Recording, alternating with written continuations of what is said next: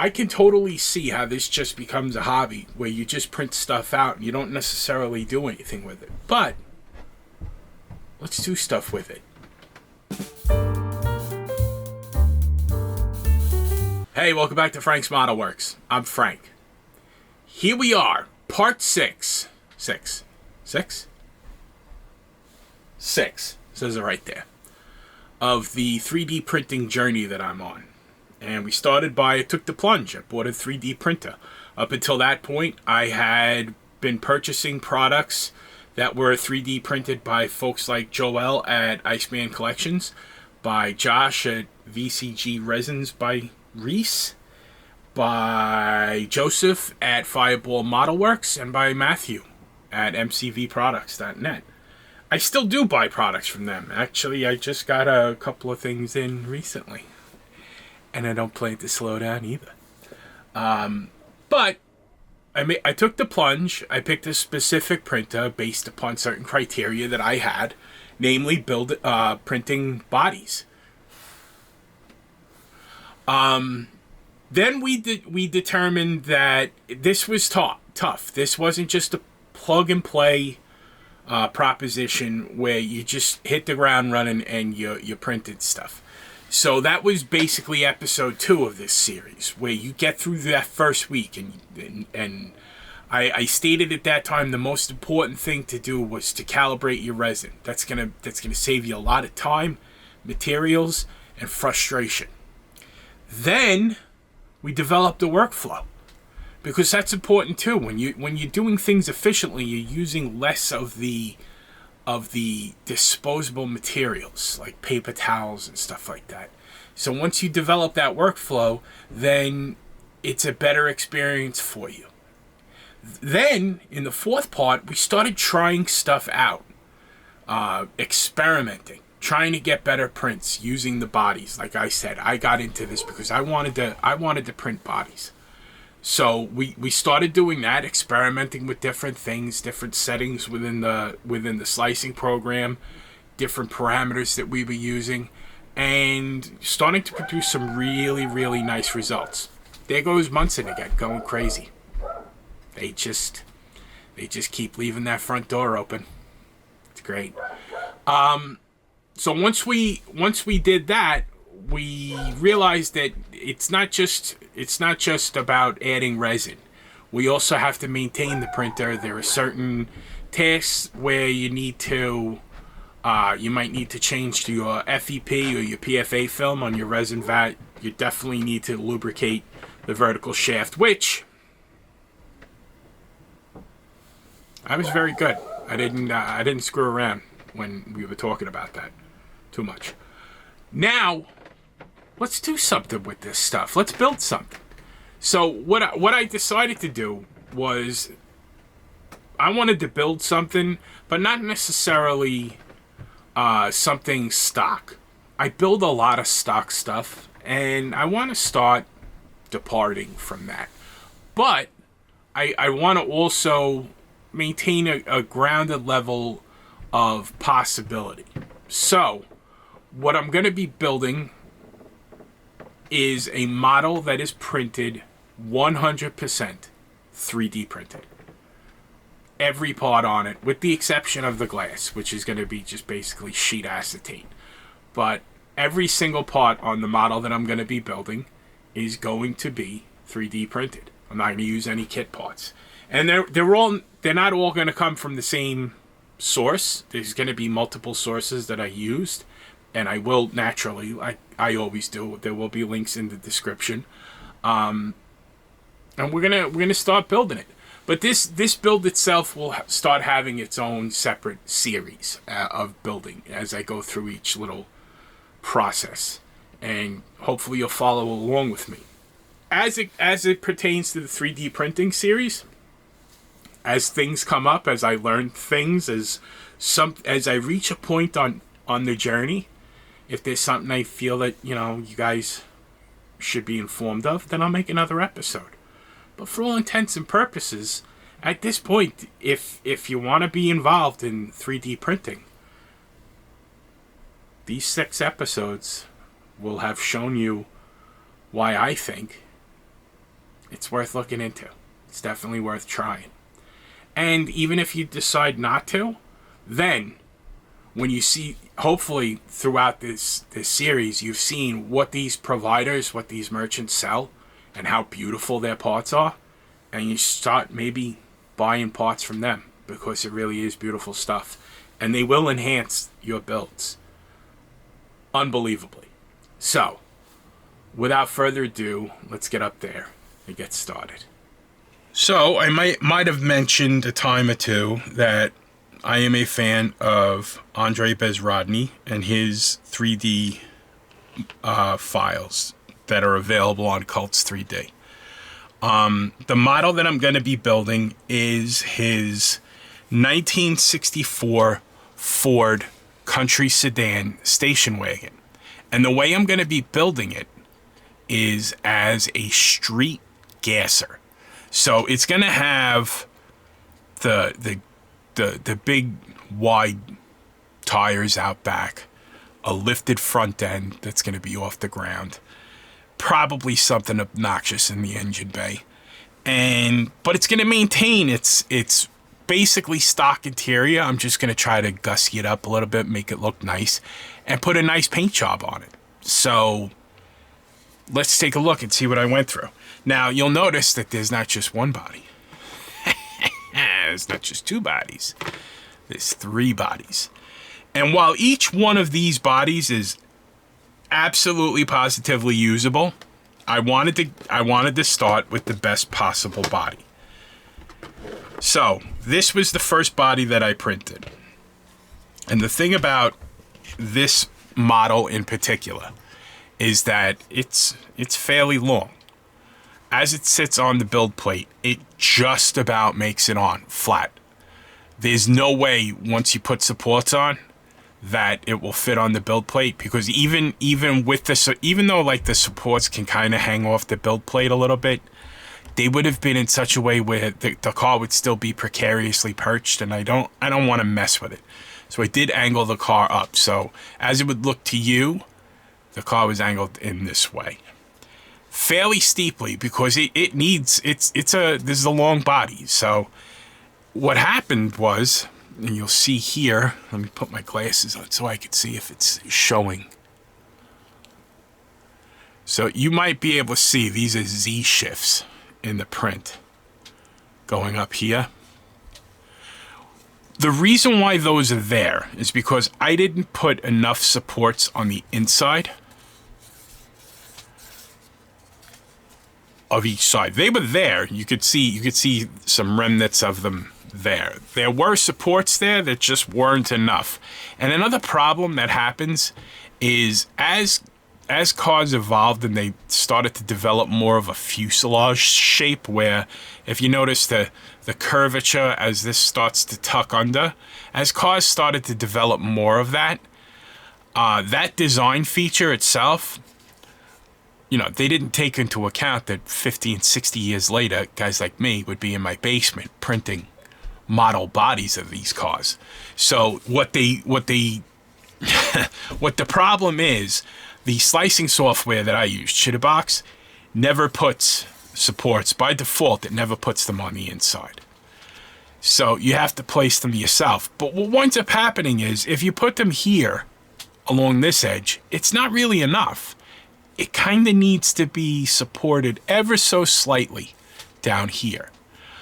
And the evidence of that is the fact that that's where I had my Z shifts. I didn't have any here because I actually put a lot of supports up here.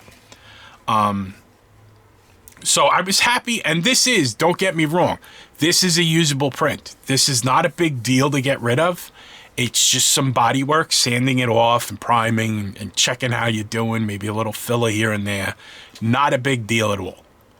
So I thought, all right, so let's see what we could do. Maybe if I angle it down a little bit more, I could get more supports on the inside, which is really, I wanted to avoid putting supports on the outside because then that's body work. But then again, the lack of supports out here is creating the Z shifts, which is, you know, not necessarily the best thing. It is kind of it's not difficult to get rid of, but it's body work.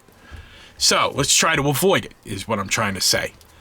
What I did notice, though, is that there were no build lines anywhere on this body. This thing was, I mean, really nice. It came out really, really nice. So in the next iteration, is this the next iteration? No, this is the final. So in the next iteration, I lowered the angle down a little bit more. I was able to get more supports in here, but I couldn't get them at the very, very edge right here. Let me get something to point where I was trying to get supports right along this line here. Below this line, you see that little character line right there? Below that, right in here I was trying to get, and because of the way this curls under, I couldn't get supports in there. And I made the mistake of printing it without putting any supports on the outside. And I wound up getting, if you see the Z shifts that run through here. And they actually kind of made it up a little bit into the door and so far as to coming in here. I also wound up, because I lessened the angle that this was printed at, I wound up, the supports were off the build plate, which it will still, you know, like you'll get a warning in Chitterbox that your model is off the build plate, but as long as this part of the model itself, and as long as it's just the supports that are sticking off, you could still proceed with the print. It's just, you know, I don't know if it's supported as well, whatever the case may be. Is this usable? Yeah, but you know, you got the Z shifts over here. And like, they don't really come up that far on the body. I did wind up getting a couple of, for some reason, Chitterbox placed some supports up here. These can be removed. It's not that big of a deal. I could get rid of these. But I wanted to try again, because why not? I got nothing but time on my hands. So, I split the difference between the first angle that was really steep and the second angle, which was less steep, and then I just gave up. I put some supports on the outside. Now, if you could see, my problem is I can't see the screen on this computer, so I don't know if it's focusing or not. And let's see.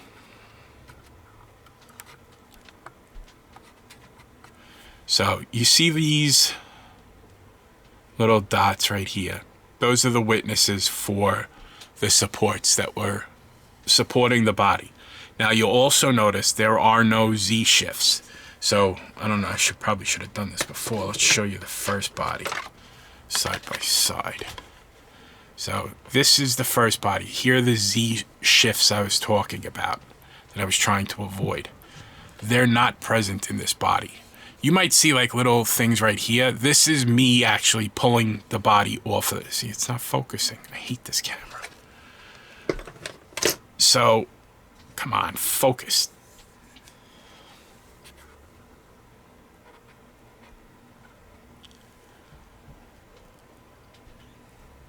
So, what I have left to do here is just a little bit of body work. This could probably be primed. I started sanding it on this side, and it's already smooth. There's just the faintest witness of the dimples of the supports. I didn't even do over here. But this area right here, I started sanding, and it's already smooth. They're mostly gone. I think with one coat of primer, I could make them disappear and then do a finish coat. So this body is the one that's going to get built, and I will save these, you know, for the maybe one day pile, not the burn pile. Sorry, Tim. So this is the body we're going to go with.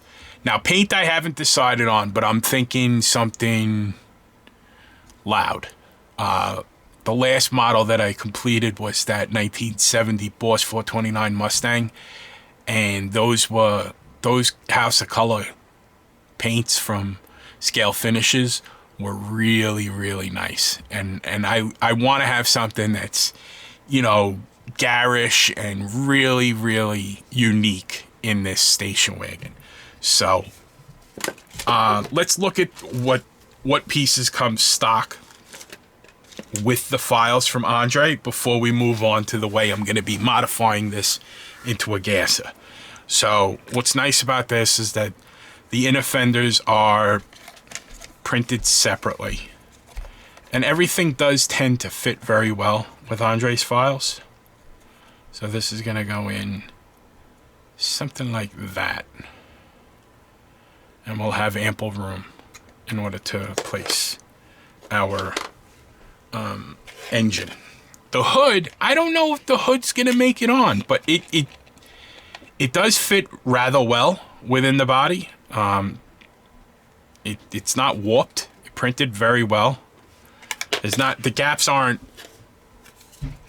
set in stone yet. We still got some work to do.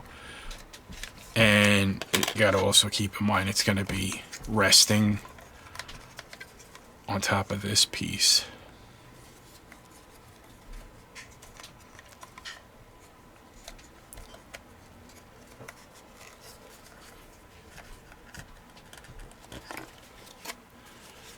And my dog is going to start barking in about 5 seconds. Sometimes I can just tell when Munson's about to let go. I just had it.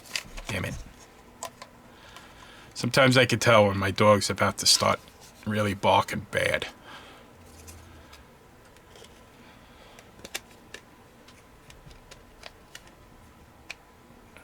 So the hood fit could be a little bit better, but we can finesse that.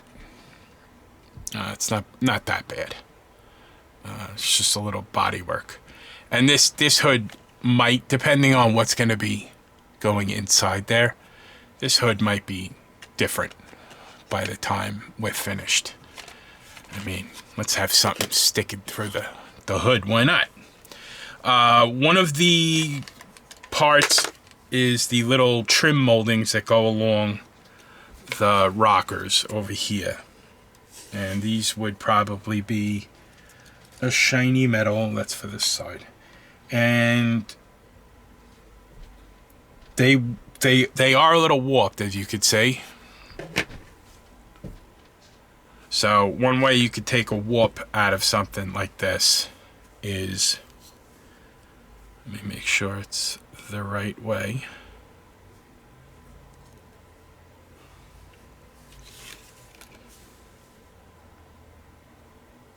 Okay. So this is the warped side that you're trying to take out. This is called a 1, 2, 3 block. It's a big hunk of metal.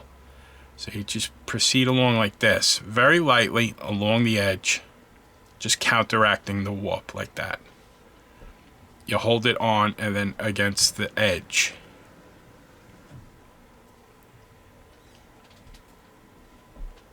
This will take the worst of the warp out of it.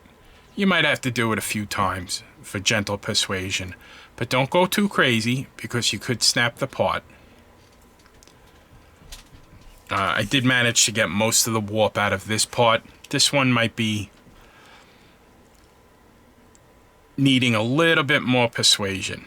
And this wasn't because of this was because of the way I stored it.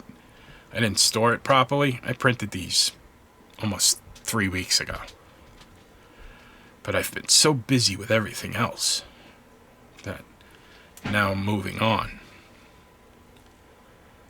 So it's gonna need some extra coercion, but these are eventually gonna go down here in the rockers, and not for nothing. I mean, you're gonna be gluing these things anyway with some super glue. Coincidentally, you can't use solvent-based glue like Tamiya extra thin or testers or anything that would weld plastic is not gonna work on resin. You need super glue. You could even use this, but not for anything that would require tensile strength. You're gonna need super glue. Cyanoacrylate, CA glue. Glue of your choice, whichever works best for you. You might ask if Gorilla Glue will work. I do not know. I've never used it. So in this instance, I would always use CA glue. Will I buy Gorilla Glue and see if it works? No, thank you. So, there's the body. Those are the body parts. The grill and the bumpers. There are parts for these little marker lights. This is, I believe, the front bumper, right? Is this the front bumper? Yes, it's the front bumper. And it does fit rather well. And the grill pops into here. Smile. So, and the headlights themselves, I'm gonna have to eventually break down and just take out my extra resin vat and print some clear resin parts. I've been dreading it because I'm worried about optical quality, but at this point, this is the headlight as it prints with the space gray resin, the Elegoo water washable 8K space gray resin. So is there a kit equivalent? I would imagine there is. I believe this is like maybe 5.5 to 6 millimeters in diameter. So I'm sure that there's a kit out there, but sometimes you just got to bite the bullet and print the parts. You know what I mean? You pick it up when I'm laying down. So these are the taillights. Now, when Andrey makes files for a car, he will tend to do a 2-door, a 4-door, station wagon, and occasionally a convertible. I don't think he did a convertible for this one, but he did do a Galaxy 500 2-door. So one of these, this is for the Country Sedan, this taillight, and this one's for the Galaxy 500.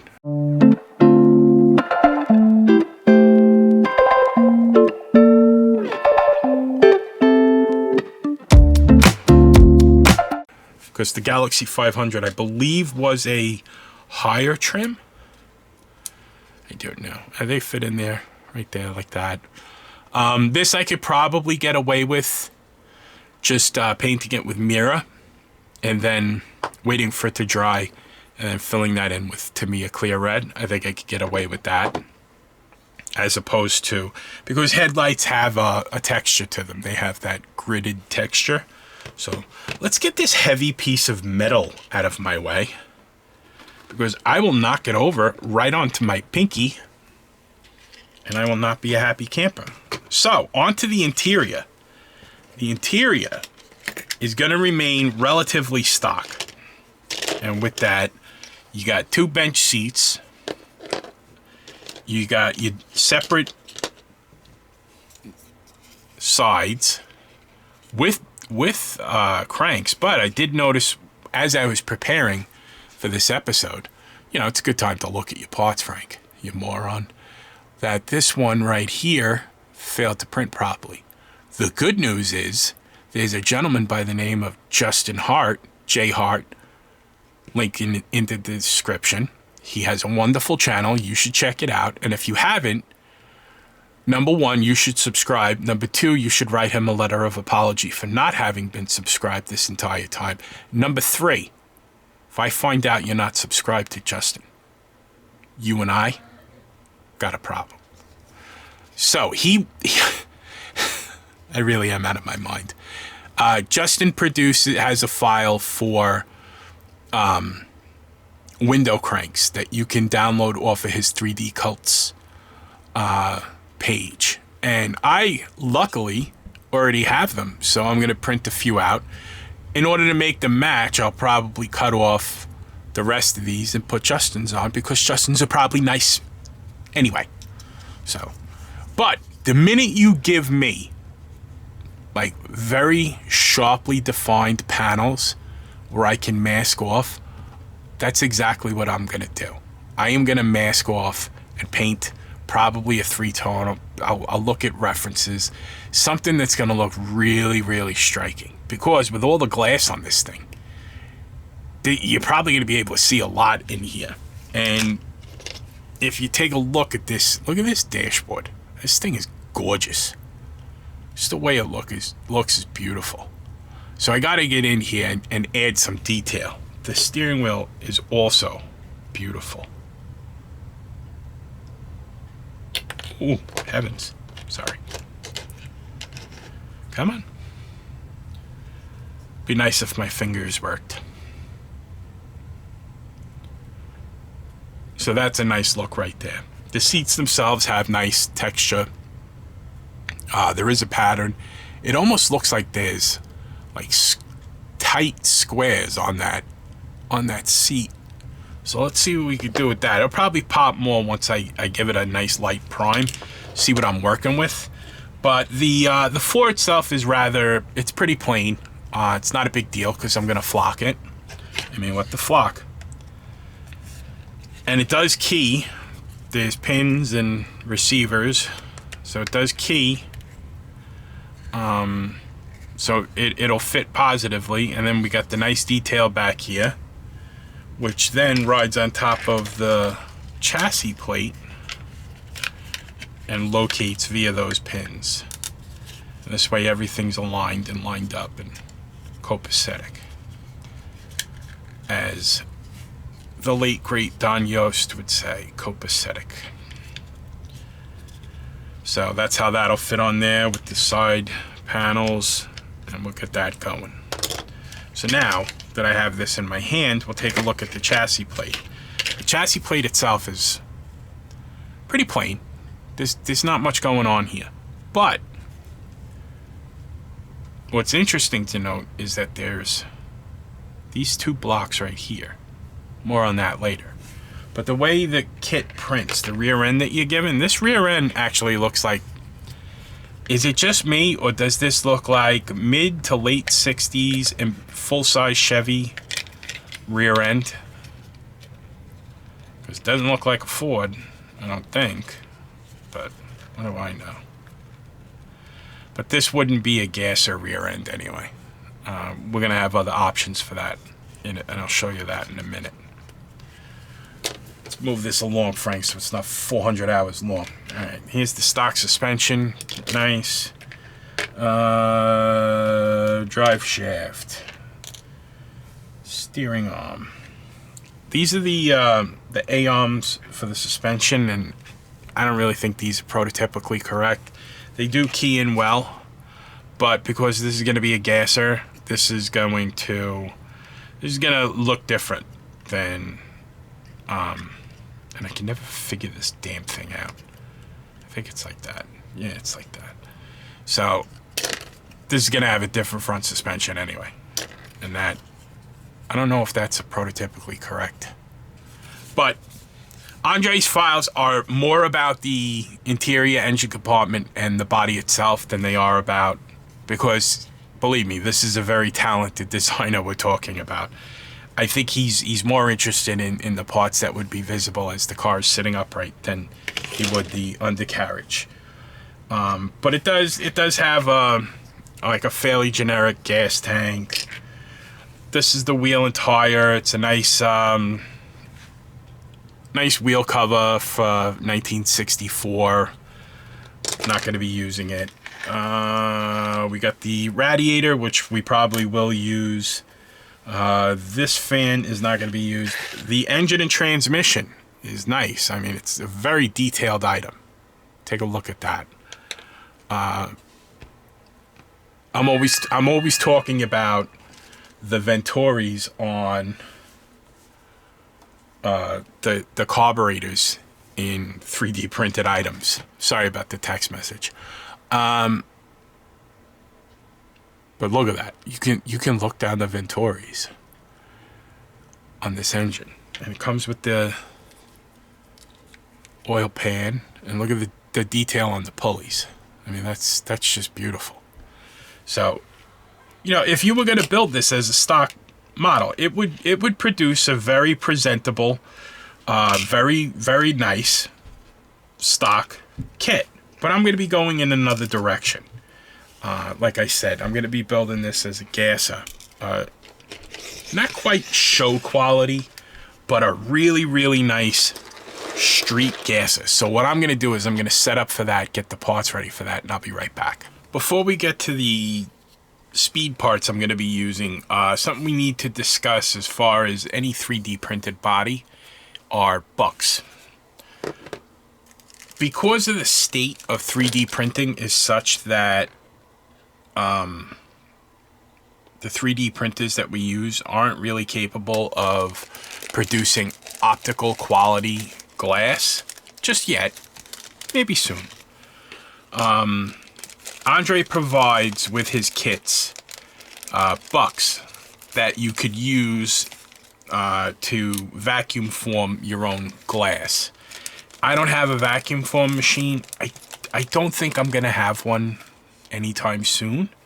But that's not really a deterrent. That doesn't take me out of the game, because the good news about the bucks is that they're reasonably well sized to act as templates. Should you just choose to use like clear sheet styrene or clear sheet acetate, any clear, optically clear plastic, you could use it as a template, because if it does go reasonably well onto the body and fit where the windshield is. So that's a good starting point right there, to cut out some sheet styrene to get that for your glass. Now this car in particular has got a little bit of a, and by the way that these are designed, they are designed so that the glass will fit on the outside, which is good. I like that. Makes my life a little bit easier. The only thing about this car is this area right here, there's a curve. See that curve in the glass? That's gonna be a little tough. The problem, like, I'm gonna have to find a material that when I bend it, it doesn't, you know how like when you bend clear plastic, it like frosts first, and then I gotta find something that's not gonna do that, which we'll do what we gotta do. You know what I mean? If I gotta cut up soda bottles, then I gotta cut up soda bottles. Whatever I gotta do, we'll make it work. Because, you know, in situations like this, I want this model to be made. I want it to be finished. So you find a way, you know what I mean? But another thing, like I noticed while I was test fitting these, you could even use this to turn this almost into like a tradesman vehicle. You remember, like, you know, you could get like a 57 Chevy. You could make this into maybe you know, get rid of the second door and then just fill in this area and this area, because there is a buck for this window, and just fill it in and make like a two-door tradesman sedan delivery or whatever the case may be. That's an option for you, and you're not that far off. I mean, not for nothing, folks. It's not like the kit manufacturers are going to be coming out with a 1964 Ford Country Sedan station wagon anytime soon. You know what I mean? And these were cars that were part of people's lives. And even if it wasn't a part of your life, I never had one of these in my life. I think I might have seen one in my neighborhood, and it was more like a country squire because it had the wood paneling. But, you know, these are interesting subjects to build a model of, and they're basically unique. There's not going to be another one out there because there's no kit of this. So you're printing this yourself, and you're building something that, chances are good, has never been on a table before, has never been displayed. And even if you never show it to another soul, you're going to be able to say, you know what, I made this and I'm proud of this. So that's why the 3D printed stuff is really, it's so cool, and it gives me such hope for the future of the hobby, because we're going to have so much to do. And so many subjects that we would never have otherwise had. You know what I mean? So, as far as the rest of the parts of the car, I downloaded some stuff. Notably, the ladder bar and coilover suspension, the rear suspension, is by MorriesKustoms on Cults 3D. I downloaded those files and printed them out. So that's the ladder bars in various shapes and various sizes and lengths, and I'll figure out which one is going to suit me best to put underneath this car. MorriesKustoms also did the front suspension, which is going to be a raised leaf spring with a straight front axle. Now, I'm not going to kill myself with, you know, super detailing this or making this steerable. It's, you know, I like to dip my toe in before I dive in. You know what you picking up on, you know what I mean? All right. These supports have to be taken off because, you know, that's the tie rod for the steering. So we're going to take those off before we continue. The rear end are items from Scale Auto Modelworks on Cults 3D, and naturally there will be links to them down in the description. I got a quick change rear end. These are of varying widths, so I'll tailor them as needed in order to fit the back, or I might choose to go with the Ford 9-inch. This is also from Scale Auto Modelworks. I'm sorry, Scale Auto Modelworks. So nice. This could be trimmed to fit. I don't think it's going to have a problem fitting underneath here.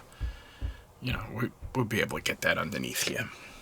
And like I showed you before, the chassis is rather simplified, which is cool. It's not a big deal. The cool thing about gases is, you know, this stuff is hanging underneath the car, so it's not really that much of a big deal if we turn the car over and there's not a lot of detail to be had. This is part of a custom drive shaft kit that has the U-joints and shafts. This is also from Scale Auto Modelworks. This is their Optima battery and a Willwood master cylinder with a brake booster. So you can't really, you can see it written in there. There's no way this camera's ever gonna focus well enough, but it does say Willwood on the top of the master cylinder. Now, as far as the brakes go,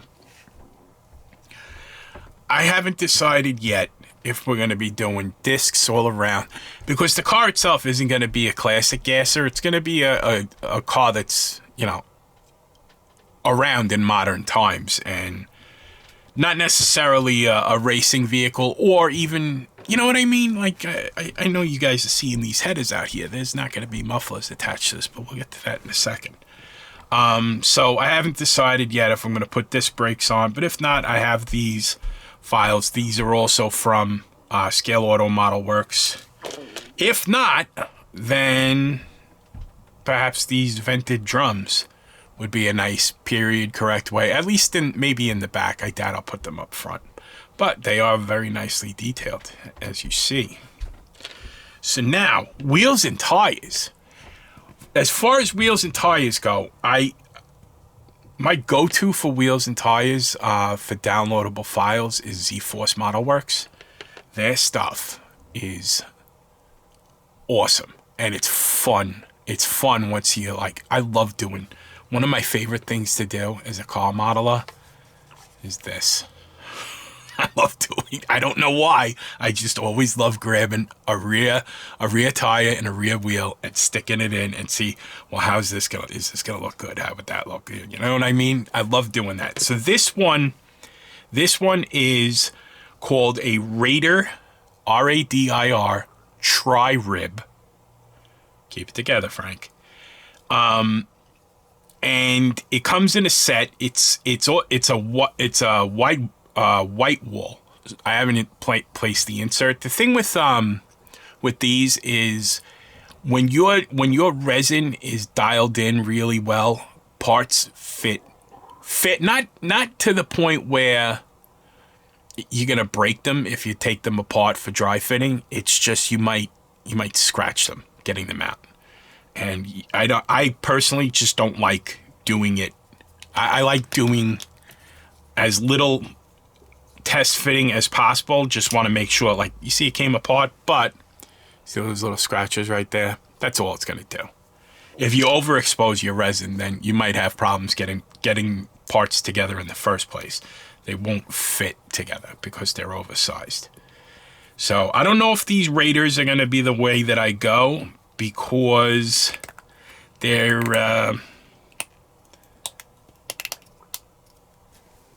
I was looking at them. I don't know if I'm digging, because I'm thinking that the stance is going to be along the lines of that.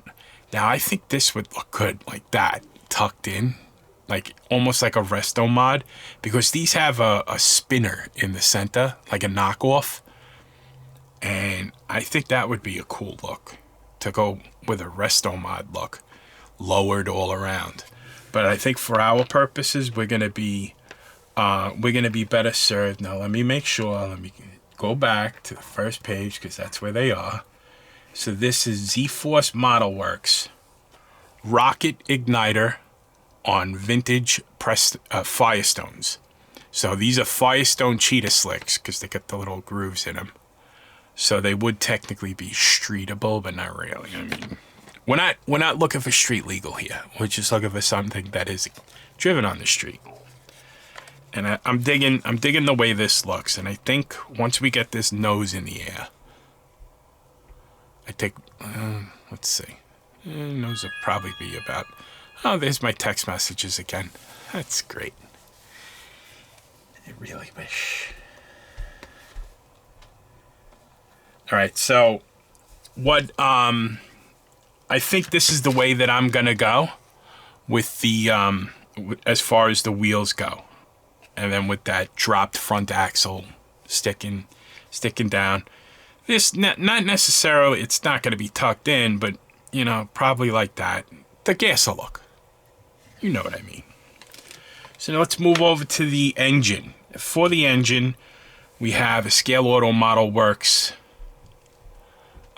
big block Ford with a wind supercharger, dual 4 barrels up top. We got this bug catcher scoop, and we got this I believe this is C4 automatic transmission, and that's gonna look like that. Ooh, heavens. So we're gonna get that on there. The parts, I mean, look at these things. This is ridiculous how beautiful this stuff is. Love it. So as far as the headers go, I am inclined to dump the exhaust out the sides and not care. I think I'm going to have plenty of room with these. I don't think it's going to be this drastic, where it just comes out the sides like that, but maybe, I don't know, maybe we'll have, we'll figure it out. We'll play it by ear, see, maybe like this. Well, these are definitely dumping out the side. But that's the way we're going to go, all right? That's the direction we're looking to go. Let me put you back over on the tripod and we'll talk. The good thing about 3D printed parts and kits is that there's not much in the way of prep. Like, there's no mold lines to remove because it's printed. The only thing that really is going to take any time as far as preparation for paint is going to be filling those little pinholes from the supports on the rocker panels, because they don't exist anywhere else on the body. There's a slight area of build lines because whatever reason, there's a little bit of texture. Listen, sounds like a Sergio Tacchini shirt. Listen. Remember those from the 80s? Did you have one? If you had one, put it down in the comments so I can make fun of you. I'm just kidding. I wouldn't do something like that. So the only real, like, typical body prep is going to have to take place without the consideration to, why are you making noises? Without any consideration as far as mold lines, because there are no mold lines. The parts themselves, there's very little prep involved. It's actually refreshing not having to dig in there with small files to miss. I get silly with the mold lines because I see them instantly. My eyes go right to them, especially if I've painted something and I miss them. I've painted things many times over and over and over again. It's a problem, I know. So where we're going to fit this into the build schedule, nobody knows. And as things come up within the realm of 3D printing, I might make you aware of other things. I might do a little thing on printing figures and then painting them If you'd like to see something like that, let me know. So, I wouldn't say we're off to a good start. We haven't gotten, I mean, you know, we printed the thing. That took, I was printing for a good solid week and a half every night, printing a different element. You know, the engine one night, the suspension parts, the body itself, the kit itself from Andrey. If you do get into 3D printing, like I said, engage with a knowledge source like Scale Speed Garage. Chris Bell's product is phenomenal. Don't think like if you get the printer, it would be a good thing, because nobody's gonna print Andrey's files better than you. Okay, and Andrey's files are pretty nice. So once you get that printer dialed in, and you're making nice parts, and you're ready to build a 3D printed kit, head over to Cults 3D. There's going to be a link in the description, naturally, and look through Andrey's catalog. Absolutely beautiful.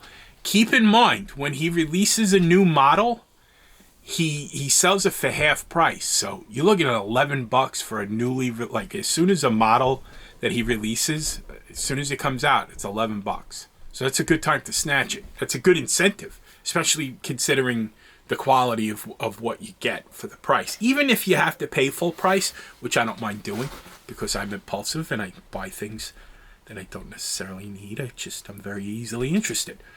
$22 American, not bad. I mean, for what you get, you can print all day long as many of these models as you want. It's just, you know. But great resource for station wagons, for Suburbans, for pickup trucks, stuff you've never seen in kit form. You'll probably never see in kit form.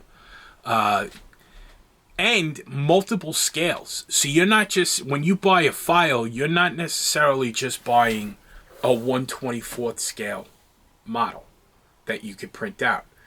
That file that you're purchasing for, say, I think it's, depending on the model, it's no more than $22. I don't think there's anything that's more than $22, or down to $11 for a new release.